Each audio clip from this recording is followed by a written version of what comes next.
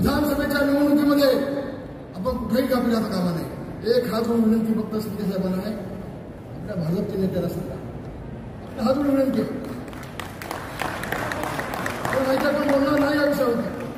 मला घेऊन जा मोदी साहेबांना शहा मोठे मी सांगेन की साहेब वेळेवरती एकनाथ शिंदेचे जसे भाजपचे 2 महिने आधी उमेदवार दिले तसे शिंदे साहेबांचे 15 उमेदवार 2 महिने आधी दिले असते वेळा दिला असतं.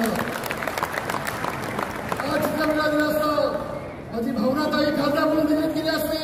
माझा पाटील कुठं आहे, हेमंत कुठं आहे, माझा हेमंत दिल्लीत गेला असता. माझा नाशिकचा आमदार दिल्लीत गेला असता गोडसे.